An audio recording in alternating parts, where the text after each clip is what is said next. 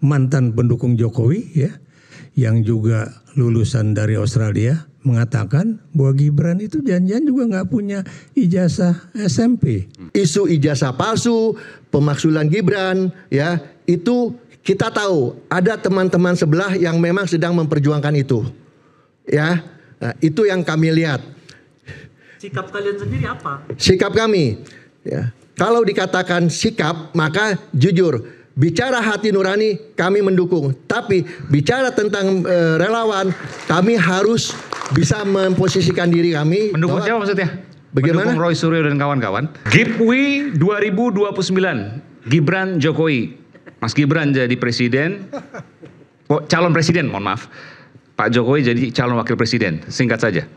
Ya, saya pikir opini yang dilempar oleh Bung Rocky ini sesuatu yang bagi saya itu jauh dari apa yang namanya Karena etik politik. etik politik. Secara konstitusi, secara undang-undang nggak melarang itu. Bapak anak menjadi pasangan itu monggo-monggo saja. Tetapi ini sebenarnya saya tahu maksud di mindset Bung Rocky ini. Jadi ada yang ingin dibangun adalah Jokowi phobia ya.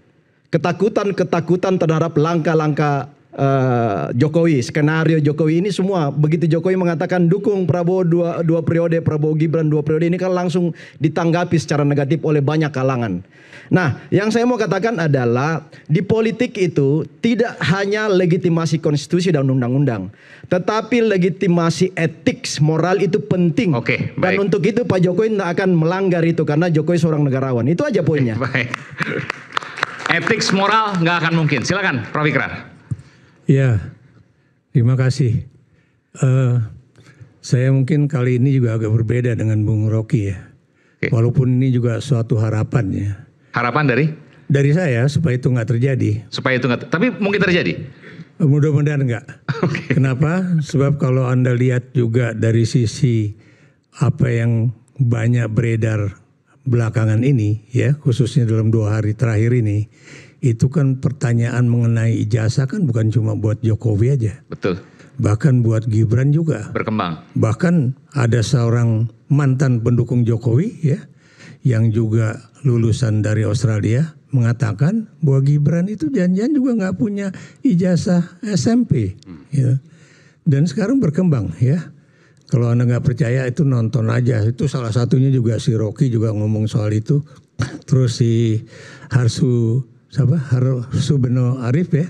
Itu juga tadi sebelum saya kesini saya juga nonton soal itu ya. Dan kalau everything being equal ya, apa yang dikatakan sama Rocky Gerung itu bisa saja terjadi. Tapi saya berharap itu everything is not being equal. Meskipun tidak ada yang dilanggar undang-undang dasar. Sekarang saya juga nanggapi dari Bung siapa nih teman kita nih dari David. Jadi begini ya, kalau dikatakan bahwa persoalan moral dan sebagainya, etik dan sebagainya, Jokowi itu nggak punya etik buat saya. Kenapa ya? Dia menjadikan anaknya kemudian dipaksa agar bisa menjadi calon wakil presiden. Apakah itu memiliki suatu etik ya atau moral ya dalam politik ya? Itu buat saya setuju dengan Bung Rocky tadi ya, bahwa ya walaupun beliau agak mengejek juga ya bahwa Jokowi nggak melanggar undang-undang dasar tapi melanggar undang-undang perlindungan anak gitu kan. Itu kan gayanya Rocky Gerung kan seperti itu ya. Tapi saya khawatir ya, sama khawatir juga sama Bung Rocky ya. Khawatir apa, Prof? Ya khawatir bahwa nanti kalau kemudian tiba-tiba Jokowi itu menjadikan anaknya menjadi calon wakil presiden dan lolos dan dia menjadi presiden seperti yang dulu dicanangkan oleh teman kita sekarang jadi KSP ya, yang dulu katanya nanti itu Jokowi menjadi presiden dan wakilnya itu adalah Prabowo Subianto ya. Anda masih ingat lah soal itu ya. Dan ternyata nggak terjadi. Dan dalam kaitan yang dikatakan oleh Bung Rocky, kalau itu terjadi makin hancur Republik Indonesia ini. 2029 maksudnya? 2029 ya. Oke.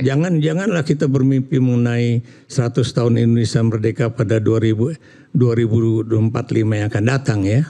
Tapi saya harus tanyakan ke Prof. Apa yang membuat yakin bahwa itu nggak akan mungkin terjadi? Toh secara undang-undang bisa, secara etik menurut Prof. Ikrar ya? Iya. Bermasalah. Iya. tadi Bung Rocky sendiri mengatakan ya bahwa entah Rocky atau si Ray ya mengatakan bahwa di satu sisi pada tataran elit itu bisa saja mereka membuat aturan-aturan elit ya untuk bisa dilaksanakan. Tapi di bawah tadi juga Bung Rocky atau Ray yang ngomong bahwa ini akan bertentangan dengan arus bawah ya. Dan kita juga jangan melihat kasus Nepal itu sebagai sesuatu yang negatif saja ya. Satu hal yang juga harus dipelajari oleh Indonesia itu tentara begitu selesai mengambil alih pemerintahan, dia masih mengikuti tradisi Inggris karena biar bagaimanapun Nepal itu adalah jajahan Inggris ya dan tentaranya selalu dipakai oleh Inggris baik di Indonesia ataupun di Brunei dan tradisi Inggris itulah yang kemudian mengatakan bahwa tentara itu tidak boleh mengambil alih kekuasaan, makanya kemudian dia mundur dan gaya pemilihan seorang Perdana Menteri itu akhirnya dilakukan melalui gaya yang buat saya juga sangat inovatif ya, di mana kemudian itu melalui cara-cara yang istilahnya itu aplikasi Discord. Ya. Discord ya. Dan ini juga ya buat Bung Andi tadi ya, itu ada satu hal juga yang saya catat ya Bung ya, kalau kemudian BG itu kemudian bisa dicopot oleh Prabowo Subianto, itu bukan cuma persoalan pemutusan hubungan dengan Megawati, tapi ini juga sebetulnya apa yang dilakukan oleh Prabowo Subianto terhadap BG juga bisa dilakukan oleh Prabowo terhadap Menteri Dalam Negeri ataupun Kapolri. Kenapa? Karena biar bagaimanapun BG adalah orang yang membuka jalan bagi Prabowo Subianto untuk menjadi Menteri Pertahanan. Betul. Dan katanya Prabowo sulit untuk kemudian mengganti orang yang punya jasa-jasa politik seperti itu. Kalau terhadap BG aja bisa, why not terhadap Menteri? Menurut Anda itu pesan kuat dari Pak Prabowo? Mudah-mudahan. Tapi juga Pak Prabowo juga harus tough ya. Tadi kita juga bicarakan mengenai bagaimana ada 52 orang perwira ya. Yang sebagian besar itu 48 kalau nggak salah itu berasal dari perwira tinggi. Dan kemudian tim reformasi internal Polri. Betul. Okay. Kalau kemudian Kapolri menjadi pelindung, bagaimana dia bisa melakukan suatu reformasi terhadap Polri kalau kemudian Kapolrinya sendiri sebagai pelindung? Nggak mungkin dia melakukan suatu critical analysis ataupun critical recommendations terhadap pelindungnya. Oke, stop sampai situ dulu. Silakan Bu. Ya, Bung terima kasih. Ya.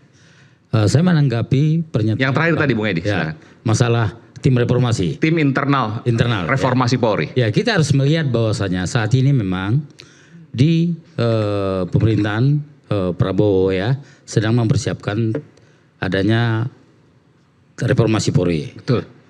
Kemudian, tetapi juga harus dilihat bahwasanya tim transformasi reformasi Polri sebetulnya itu yang dibentuk oleh internal Polri saat ini semata-mata sebetulnya dilakukan adalah untuk melakukan pendataan kira-kira saat ini yang dikomandoi oleh Komjen Krisnanda itu adalah untuk melakukan pendataan kira-kira capaian-capaian yang sudah dilakukan Polri. Misalnya kalau kita lihat capaian ada reformasi struktural, reformasi kultural, kemudian itu akan dilihat, dianalisa kira-kira mana yang sudah kita lakukan. Kemudian nanti akan, kalau menurut kami ya, menurut pengamatan kami, ini nanti akan koordinasi dengan tim yang dibentuk oleh Presiden. Pak Doviri. Ya, Pak Doviri. Karena kenapa demikian? Karena memang tidak semuanya nanti tim yang ada di Presiden itu akan ke Kapolri. Karena pasti ada tim yang dibentuk. Tapi saya bertanya, apakah pembentukan tim ini Anda meyakini bahwa ini direstui oleh Pak Presiden? Karena yang disebutkan sebelumnya dan membuat terkejut kan bahwa yang akan membentuk tim reformasi adalah melalui surpres, artinya melalui lembaga kepresidenan, bukan internal Polri. Ya, tetapi bagaimana juga, bisa jelaskan ini? Tetapi harus dilihat juga, ketika misalnya tim yang dibentuk oleh Presiden akan bekerja, maka nanti yang akan menjawab, yang akan melayani semua dokumen yang dibutuhkan adalah tim reformasi yang. Pertanyaan saya, apakah ini direstui oleh Pak Prabowo, oleh istana setidaknya? Ya. Saya yakin akan direstui. Akan direstui? Iya, saya yakin direstui. Kenapa demikian? Tidak mungkin Polri menyiapkan reformasi yang transformasi reformasi Polri Tanpa ada kalau tidak restu. ada apa. Oke. Ya. Yang kemudian kalau kita lihat saat ini adalah ini memang dinakodai oleh tokoh-tokoh penting di kepolisian ya, termasuk para jenderal, kemudian juga ada 52 orang yang kalau kita lihat satu persatu namanya itu cukup cukup populer, kemudian juga memiliki kapabilitas yang tinggi. Termasuk kalau kita lihat Jenderal Krisnanda adalah seorang guru besar, akademik, terus juga menjadi doktornya doktor ilmu kepolisian ya, kemudian juga memiliki jam terbang yang sangat tinggi. Kemudian orang semua di kepolisian tahu siapa itu Krisnanda. Dia adalah saya kira memang yang memiliki integritas yang baik, kemudian juga banyak di kepolisian mengaku itu, dan orangnya sangat sangat bagus ya. Makanya atas dasar itulah Kapolri lalu menunjuk Komjen Krisnanda menjadi tim yang akan mengendalikan tim reformasi ini. Baik, silakan Prof. Ya, jadi begini ya. Tadi juga kalau saya boleh mengkritik juga Bung Said Didu ya, bahwa seakan-akan Soal reformasi dulu, Anda setuju tadi? Buat saya tetap aja. Jadi ada continuity di sini dalam pemikirannya Prabowo dengan pemikirannya Joko Widodo. Apa yang ingin saya katakan di sini adalah dia tidak berani melakukan suatu reformasi besar-besaran di dalam Polri ya. Kenapa? Ya tadi saya katakan ya nggak mungkin mereka itu kemudian akan mengkritik Kapolri sebagai seorang pelindung yang kebetulan juga tidak sedikit dari apa yang dilakukan oleh Kapolri Sigit itu ya, banyak sekali persoalan, termasuk persoalan parcok, termasuk persoalan parpol, dan kemudian bagaimana polisi itu bermain dalam politik di Indonesia khususnya sejak 2019 ya, atau menjelang 2019 ya. Itu yang kemudian saya artinya tidak akan mungkin itu terjadi kalau diisi oleh internal polisi. Betul, apalagi Sigit sebagai pelindungnya. Oke. Saya kira terlalu cepat ya memberikan suatu penilaian terhadap itu Bang Ikrar ya. Kenapa demikian? Karena memang sebetulnya ini adalah merupakan persiapan Polri. Ketika misalnya tim yang dibentuk oleh Presiden, maka nanti akan menyiapkan data-data atau dokumen itu semua. Saya kira saat ini tim reformasi Polri sedang melakukan kira-kira apa yang sudah dilakukan, kemudian apa yang perlu dilengkapi, kemudian apa yang perlu disempurnakan. Saya kira itu menjadi karena nanti ketika misalnya ini bekerja, ini akan koordinasi antara tim reformasi Polri yang ada di istana, kemudian juga di kepolisian. Ini akan koordinasi. Oke, Bung Herlambang punya pendapat soal ini? Ya, kalau saya dalam kesempatan ini mungkin Soal itu tim reformasi misalnya? kalau reformasi memang itu suatu keharusan ya, karena kita tahu saat ini Antara yang dibentuk internal Polri dan kemudian yang akan dibentuk oleh Pak Prabowo. ya memang tuntutan masyarakat jelas ya, reformasi Polri itu harus segera. Ya kita tahu kemarin pasca 25 Agustus itu kan banyak tuntutan supaya Kapolri diganti misalnya kan, kemudian harus terjadi pembenahan. Karena kita tahu kalau dulu ada dwi fungsi ABRI, maka sekarang di masyarakat kan ada multifungsi Polri. Kan itu yang tentunya sedang dibicarakan. Nah memang kebutuhan untuk reformasi Polri itu sangat dibutuhkan. Ya, kenapa? Karena pemerintahan kita ini. Tapi pertanyaan siapa yang melakukan? Apakah internal Polri atau dari istana? Itu yang paling mendasar. Seharusnya dari istana. Karena tidak mungkin kalau internal Polri melakukan pembersihan, ya sementara diri mereka sendiri yang harus dibersihkan. Nah, Oke. jadi mungkin sebentar saya juga minta kesempatan bicara. Kalau tadi Bung David mengatakan bahwa duduknya sebagai relawan Jokowi, maka saya menegaskan tadi juga ada istilah Bang Ray bahwa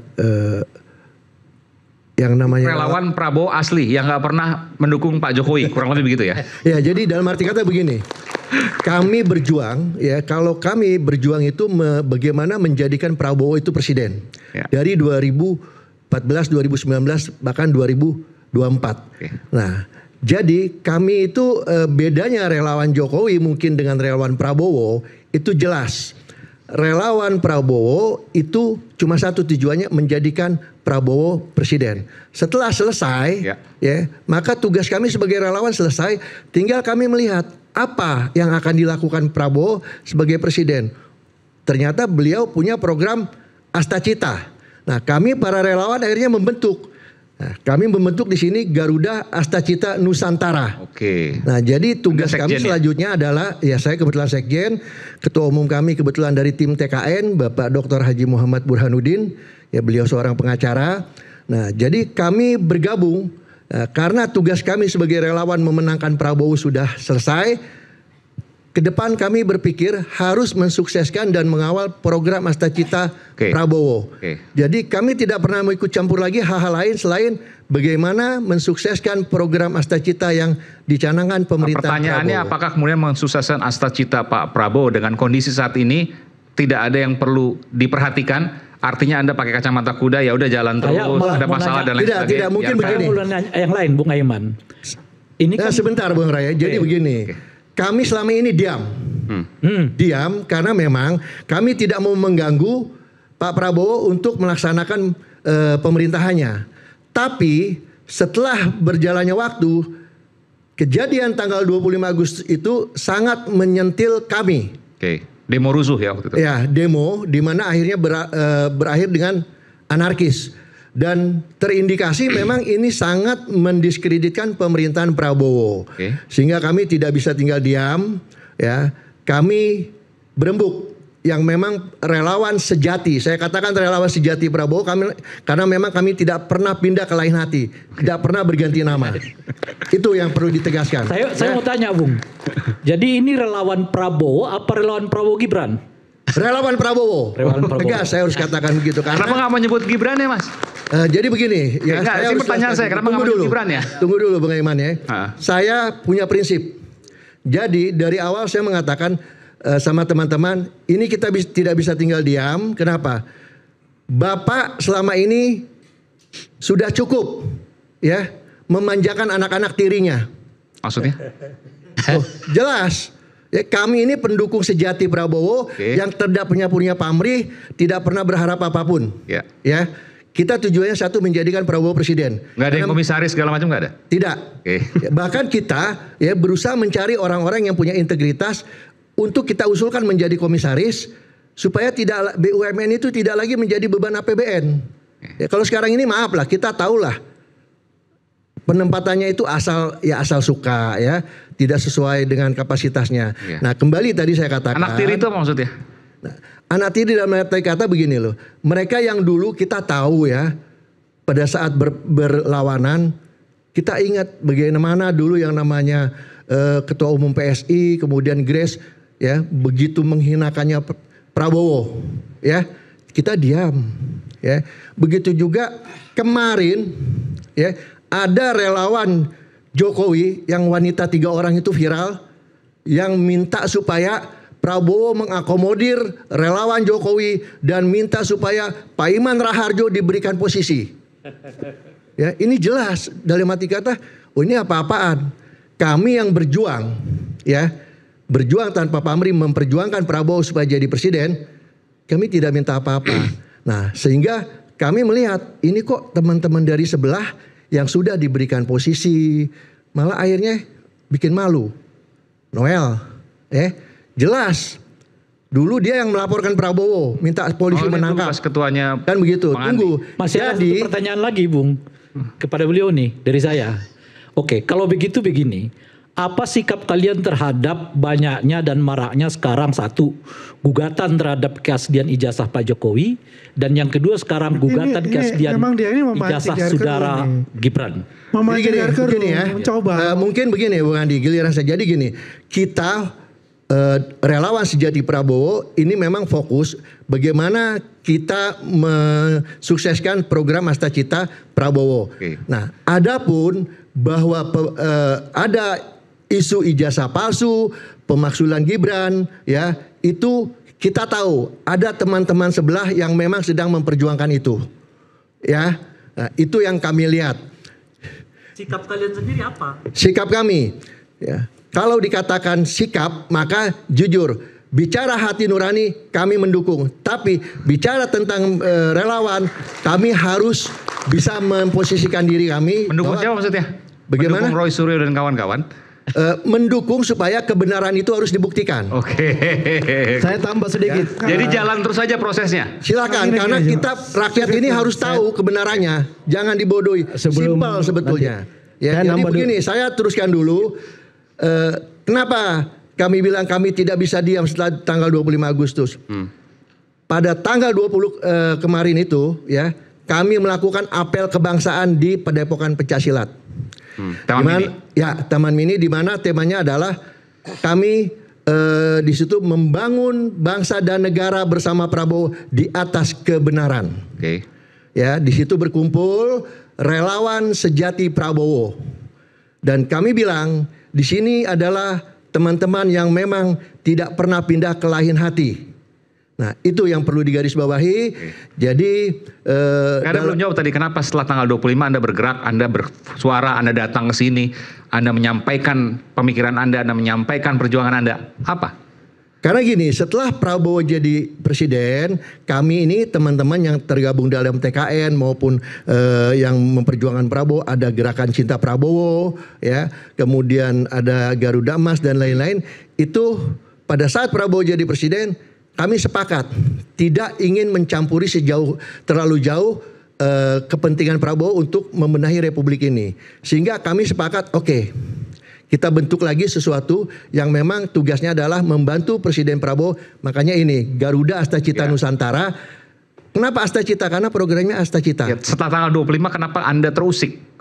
Ya, karena kita tidak bisa diam dengan isu yang berkembang. Kita tahu ya ada sesuatu yang tentu meresahkan. Apa itu? Ya, tentunya Anda kayak ragu-ragu mau ngomong nih. Tidak, ngomong aja. Gak apa, ngomong aja. Ini rakyat bersuara. Saya mau tanya. Udah dulu Bung Res. Saya tanya dulu. Selesai dulu. Selesai dulu aja. Kayak agak gelisah. Meresahkan Baru kita akan memberikan jawaban. Faktornya dari luar apa dari dalam? dari dalam. Oh, oke. Ya, saya katakan dari dalam. Kenapa? Dari dalam itu siapa? Apakah bekas penguasa yang lalu atau ada orang-orang baru? Kalau Fata Morgana kelihatannya memang Pak kayak berakhir Pak. Enggak, itu pertanyaannya pilihannya dua itu. Atau ada yang ketiga, silakan. Jadi begini, maksudnya bagaimana Bung Eman? Karena Anda katakan tadi yang meresahkan dari dalam. Dari dalam Begini, itu siapa? Yang lalu mantan penguasa, orang-orang mantan penguasa lalu atau orang baru? Ini timbul supaya jelas, jangan jadi setelah abu-abu. Ya bergulir isu pemaksulan Gibran. Oke. Ya, dari kacamata politik kita melihat isu pemaksulan Gibran ini bergulir di DPR. Ya. Sehingga setelah itu timbullah isu bubarkan DPR. Ya. Kan gitu, itu yang terjadi ya. Nah, kami mencermati hal ini dan kami berpikir, ya ini apalagi? Ya enggak, yang meresahkan itu siapa, Bang? Bagaimana? Tadi yang meresahkan katanya dari internal. Isu Siapa? yang bikin resah itu isu, Pak. Isunya. Intrik supaya usrak. Nah, itu yang katanya isu. Oke, intrik supaya usrak yang Anda katakan tadi dari internal. Dalam arti kata Tadi kan tanya tadi dari internal. ya, internal dalam hal ini begini, mungkin saya katakan internal yang ada di pemerintahan. Kami, tuntutan kami jelas. Kami minta Prabowo tidak ragu-ragu membersihkan pembantu-pembantunya yang tidak loyal dan tidak pro pada rakyat. Siapa itu? Ya silakan, kan ada bisa dilihat siapa yang tidak loyal, siapa yang tidak pro rakyat. Ciri-cirinya? Ya, ciri-cirinya yang tentunya membuat kebijakan berlawanan dan Bung Aiman tahu itu. Misalnya? Ya, saya justru mau tanya Bung Enggak, Aiman. berlawanan apa? Kan saya nggak tahu. Banyak hal-hal tentu kebijakan-kebijakan yang berlawanan dan itu tentu akhirnya dianulir kan seperti itu. Nah, kebetulan Saya tambah sedikit mungkin. Misalnya soal LPG lalu kemudian dianulir gitu. Nah itu tahu Pak. Oke. Nah itu salah satunya. Kita kembali saat lagi, tetaplah bersama kami. Tidak bersuara. Oke.